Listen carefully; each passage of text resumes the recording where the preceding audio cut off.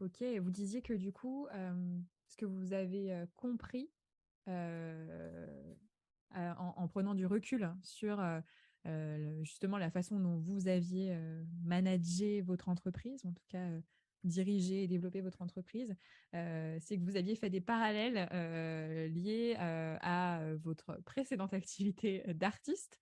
Lesquels? Bah, les premières qui me viennent systématiquement, c'est l'humilité. Ouais. Parce que dans la piste, les anciens, moi j'ai beaucoup appris avec les anciens, parce il y a cette notion plus que de formation, on parle de transmission, qui vous apprennent qu'au moment où vous pensez que vous êtes bon, vous êtes à la veille d'un accident. Et donc en permanence, se dire rien n'est acquis. Et dans tout ce qu'on fait dans l'entreprise. Il y a la persévérance, parce que on rate des tonnes de fois, on tombe, on analyse, on se relève, on assume, on recommence, etc.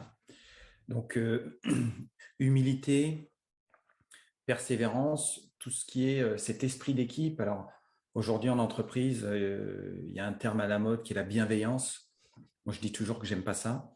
Et je préfère la, l'abnégation. Alors, c'est un terme qui est très fort. Souvent, les entreprises n'aiment pas qu'on parle de ça. Et pour cause, parce que c'est engageant. L'abnégation, c'est vraiment mettre de côté ses intérêts personnels au profit des autres. C'est pas simplement être sympa ou faire des compliments. C'est vraiment de se dire, là, je mets tout de côté et ensemble, on y va. On a un objectif commun qui est professionnel. On met de côté les aspects personnels, etc. Et on va au bout. Et après, quand on sortira de l'entreprise, chacun on a nos vies, nos familles, etc. Donc, ça, je trouve que c'est très engageant et je me suis rendu compte aussi que c'était une valeur qui n'était pas assez mise en avant dans beaucoup de boîtes. Hmm. Ouais, donc par rapport à là, le parallèle que vous faisiez du coup avec votre activité, en fait, ça revient à dire qu'il y a, bon, il y a la compétence, du coup, on le voit dans votre TEDx, vous jonglez pendant que vous parlez, Hein. et avec différents objets, les quilles, les boules, enfin voilà, c'est effectivement une sacrée performance, mais au-delà finalement de la compétence, il y a un état d'esprit qui permet, euh, j'allais dire, qui permet cette compétence, qui permet ce show et ce résultat. C'est comme ça qu'on pourrait le Oui, transposer.